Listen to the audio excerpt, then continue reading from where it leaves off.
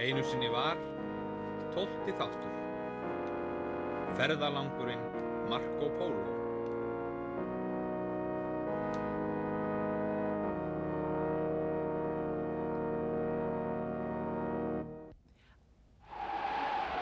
Árið 1190 voru Vesturlandabúar önnum kafnir við krossferðir og kirkjubyggingar. Þá settu Mongólar undir stjórn Djengis Khan sterkan svip á Asíulönd.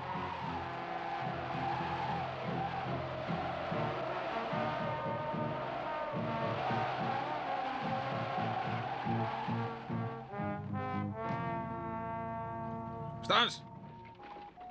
Tjöldum hér! Já. Hana.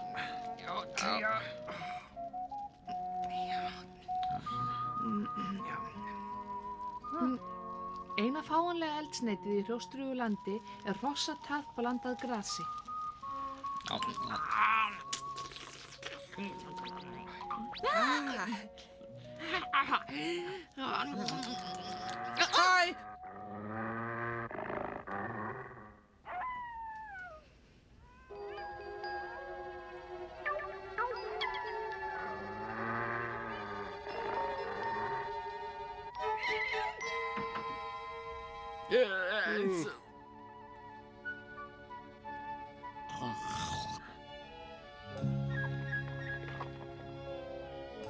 Áfram!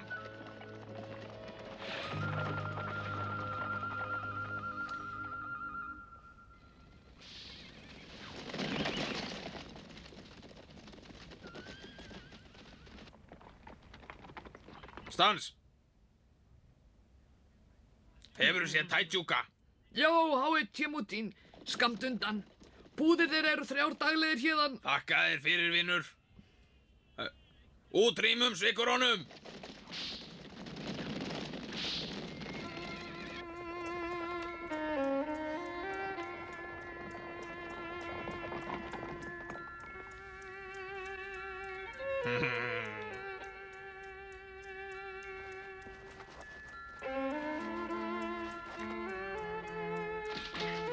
Sýnum enga miskunn!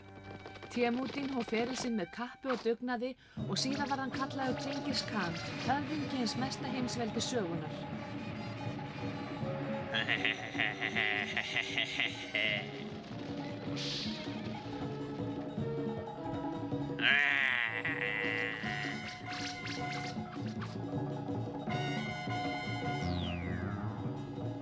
Árið 1200 var hann hylltur sem Khan. Árið 1207 lagði hann Mongólíu og Síberíu undir sig. Árið 1209 kom ráðina Tíbet. Hann tók Kína 1211. Kazakstan bættist við árið 1218. Árið 1220 hóf stríð við Karasanbúa. Þeir höfðu móðgað Mongóla og neituðu þeim miskabætur. Áfram! Djengis Khan safnaði 200.000 manna riddaraliði og naut að auki liðstyrks múslima. Líkt leyti voru franskir riddarar ekki nema 1000 við orrustuna við Búvín. Svona, áfram, niður í skurð, allir saman, áfram! Ætla má að mönnum veitist ekki meiri gleði en að brytja fjandmenn í spað, reka þá af löndum sínum, hirða eignir þeirra og faðma konur þeirra og dætur. Áfram! Djengis Khan hafði þessa lífsskoðun.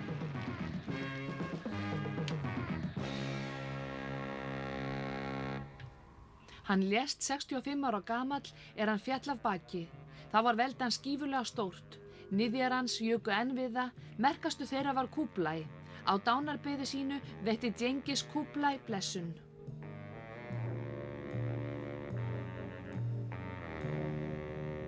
Vilji páfinn senda mér 6 spekinga kristinnar trúar, sérfróða listirnar 7 og færa að sýna okkur heiðingjunum fram á yfirburði kristinnar trúar og að önnur trú sé fölsk og ill, skal ég, hinn mikli Khan og allir mínir þegnar taka kristna trú og gerast þegnar kirkjuyðar. Þessi skilaboð sendi inn voldugi Kublai Khan með pólóbræðrum, auðugum kaupmönnum frá Ítalíu 2 árum áður. Nú sneru þeir aftur til hans, með þeim í för var sonur annars þeirra, Marco. Hei, há!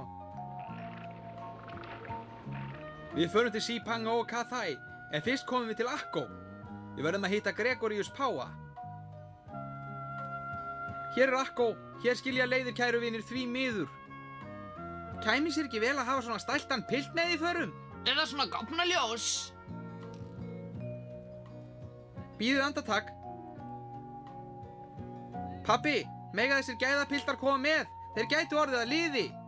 Fyrirtaks hugmynd, þeir mega koma með. Þakka þið fyrir, pabbi. Ég segi þeim það. Þið komið með okkur, drengir. Húrra! Hey, húrra! Húrra!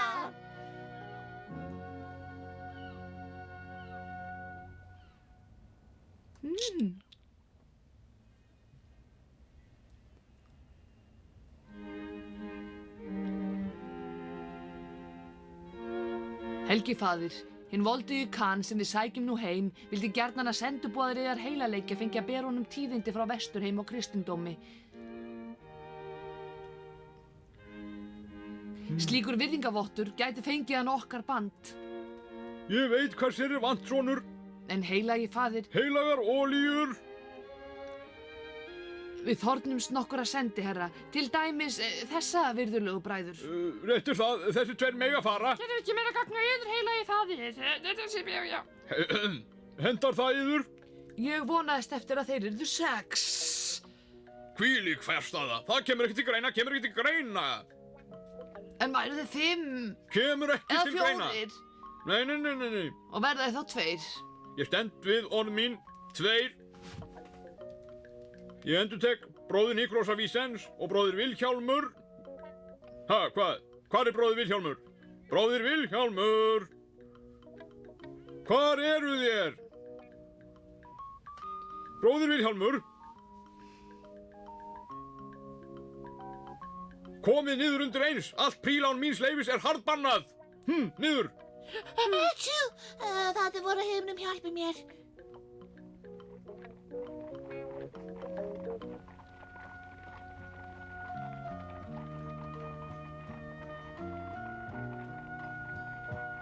Einhver að koma. Eru þið innrásarmenn frá Kaíró? Alls ekki, við erum frá Feneyjum.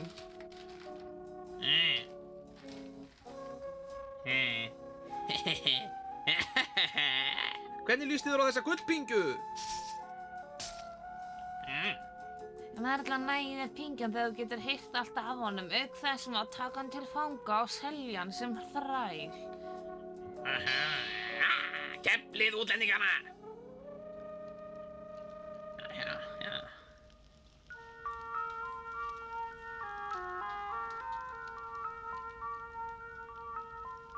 Spjösi.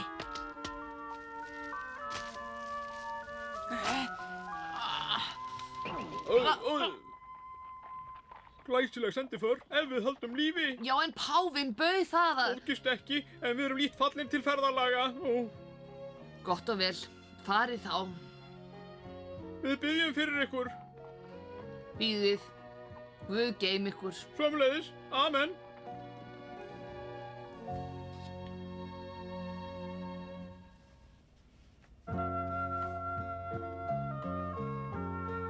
Lest vina okkar hélt áfram til Austurlanda nær. Eitt góðan veðurdag. Lítið á! Örkin ans Nóa. En við skulum samt ekki tefja.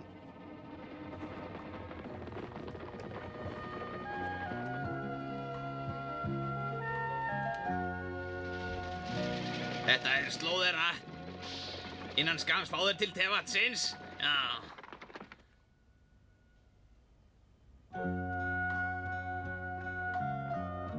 Nokkur síðar í Mósúl. Andartak, hvaða dökki vökvi er í þessum vössum? Steinolía.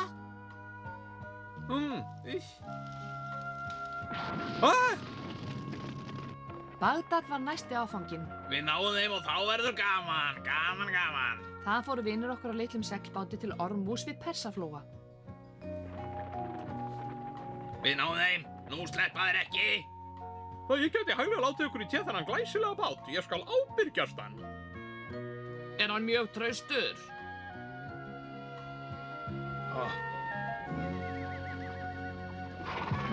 Ruslarar ríður. Hafið þið séð þetta fólk? Nei.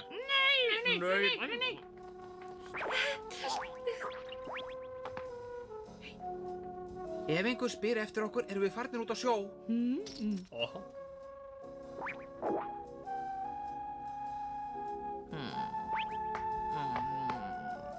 Hefurðu séð á þessa? Þeir eru rétt farnir út á sjó, þarna eru þeir. Nú er út ykkur piltar. Áfram! Allir borð. Já, ég er ósyndur.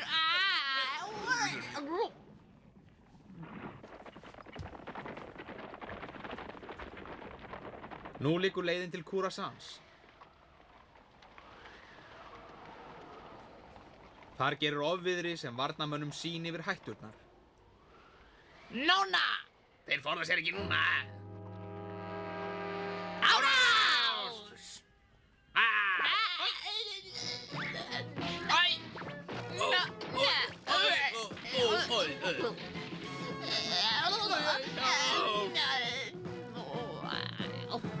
Eftir þessi formsatriði geta vinir okkar haldið för sinni áfram, alla leið til fjallgarðsins Hindúkush. Þar var yfirferð bæði erfið og hættuleg.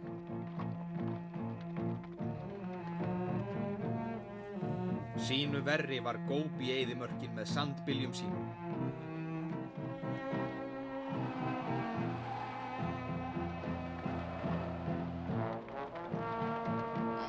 Margó!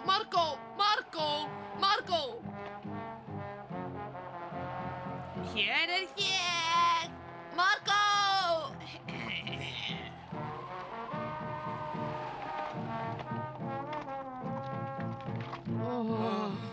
Eftir eyðimerkurförina komu þeir að borg sem var annáluð fyrir gestir sín. Góðan dag.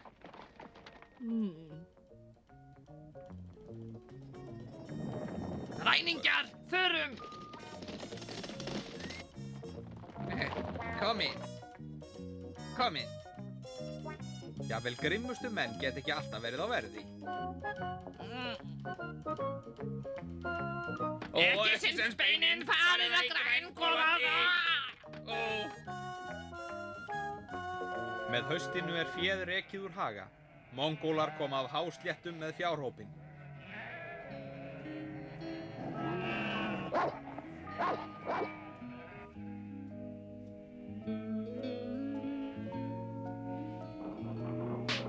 Bíðum við.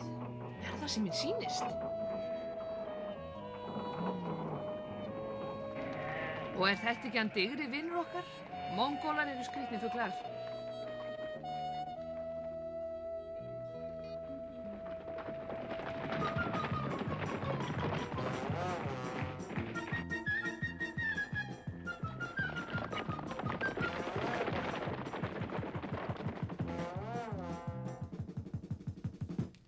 Og lífið gengur sinn vanagang í tjaldbúðunum.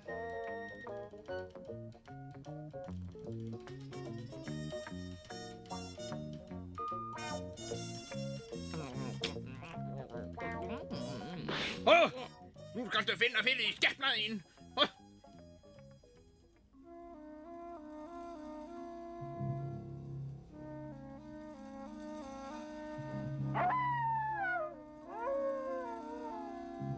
Veiðimenn eltu upp á úlfa, en lífið gengur áfram sinn vanagang í tjaldbúðunum.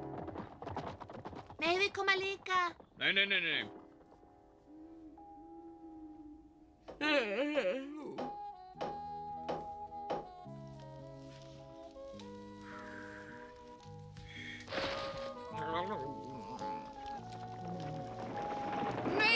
Gaman! Sælir! Halló!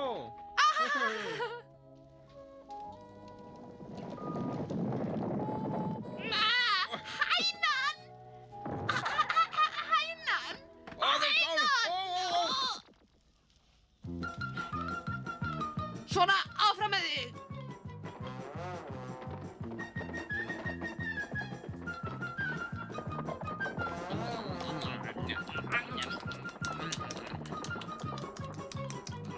Þeir stálu 2 hænsnum frá mér.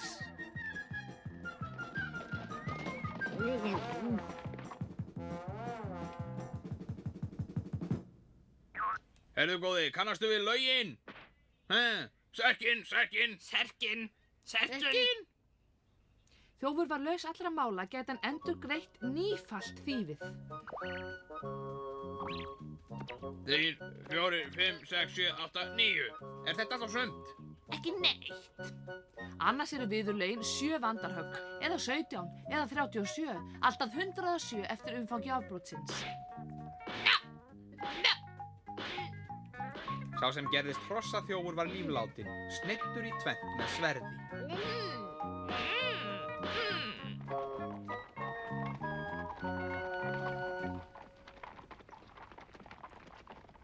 Við erum víst búnir að stinga þá af. Nú verðið fjörs. Bíði bara. Já, bíði bara.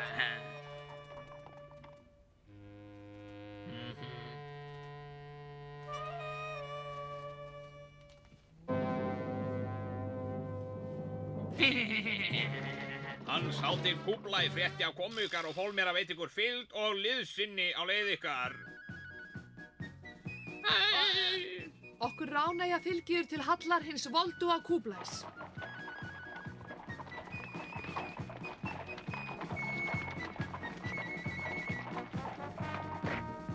Sextán, 17, 18, 19, 20, 21, 22.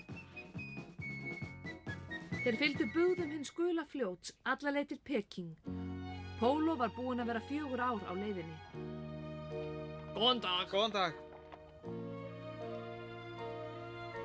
Keisarinn var valdamesti maður sem uppi hafði verið. Hann kom vel fyrir, var meðalmaður á hæð, þéttvaxinn fagurleg maður. Hann var hvítur og rjóður í andliti, augans voru dökk og nefið vel skapað. Hann átti 4 eiginkonur og auk þess 100 hjákvenna.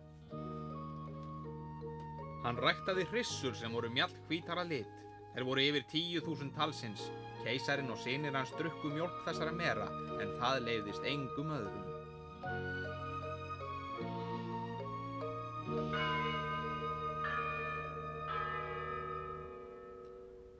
Sólin baðar son himinsins byrtu sinni. Almáttugur keisari vor hefur fengið heimsókn útlendinga sem koma frá endimörkum heims. Tími til að koma sér að verki. Tími til að koma sér að verki.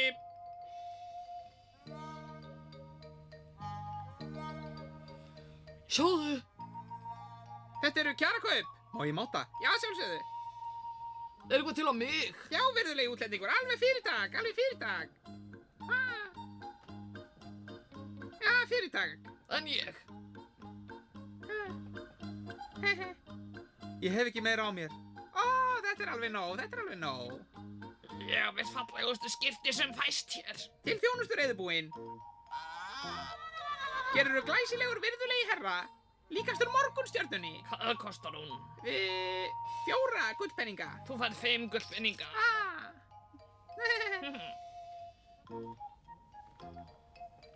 Þessi leiðangur gerir ykkur kleift að sýna mannkostiðar. Standið ykkur vel. Þeir félagar heimsóttu hershöfðingjan sem stýrði umsátur borgina Xiangfu. Lítið á borgarvirkið.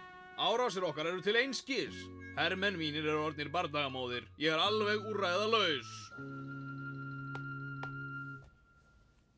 Við gætum notað þessar steinslöngur sem okkur var sagt frá. Frábært! Svo vildi til að Markó lagaði sig vel að háttum tartara. Hann gat bæði talað og ritað mál þeirra. Auk þess var hann varkár og gætinn. Þegar hann snýri aftur, sagði hann keisaranum frá öllu sem fyrir augans hafði borið. Sögur hans voru einatt snjallar og skemmtilegar. Hann kunni ráð við mörgum vanda. Þetta var keisaranum að skapi og fékk hann mikið dálæti á Markó. Sumir trú á Krist, aðrir á Múhameð en aðrir á Búdda. Ég bið á alla 3 vernd til öryggis. Þetta er næsta verkefnið þitt. Gjörðu svo vel. Ég hlýði völdu í Kúblai. Verkefnin eru mörg og árin liðu.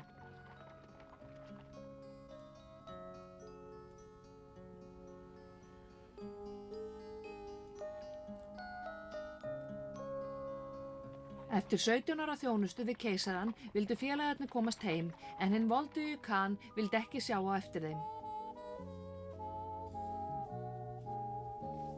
Þeir voru að gefa upp alla von að komast nokkru sinni heim en þá komu 3 aðalsmenn frá hinni fjarlægu Persíu. Þeir báðu keisarann að útvega höfðingja þeirra brúði þar sem hann var orðinn ekkill. Hann er yndisleg. Leyfið pólómönnunum að fylgja okkur heim. Svo vanir ferðamenn ekki auðfundnir. Við yrðum yður að eilífu þakkláttir. Keisarinn mat vestarinn ævintýramennina mikils og var á báðum áttum. Loks leit hann undan og bað pólófrændur að fylgja aðalsmönnunum og prinsessunni. Hann var þá að finna sér nýja ráðgjafa. Það er ekki annað að ræða, herra. Jæja, þó það. Hinn voldugi Khan fékk ferðalöngunum vegabréf, boð til Kristín á konunga og 13 skip til að sigla heim. Miðað við þá ferð sem þeir áttu í vændum var það engin ofrausn.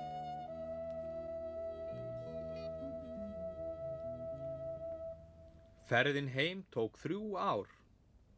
Ef marka má útgangin á vinum okkar var hún engin dans á rósum.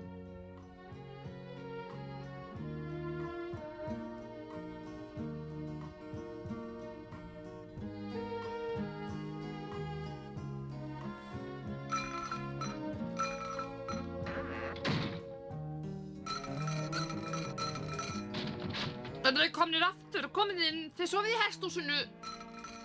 Í hesthúsinu. Daginn eftir kom fjölskyldan saman.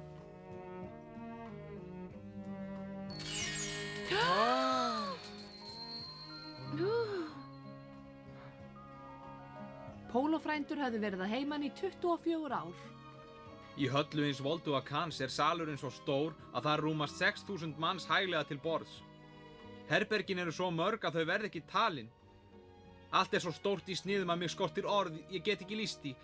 Ég held að enginn geti gert betur. Viti menn! Hvað er þetta? Jesús, hvað er þetta svo mikið? Fátæklingar, öldungar og munaðarleysingjar fá húsaskjól hjá hinum volduga Khan og þeim er gefið heitt brauð á hverjum degi.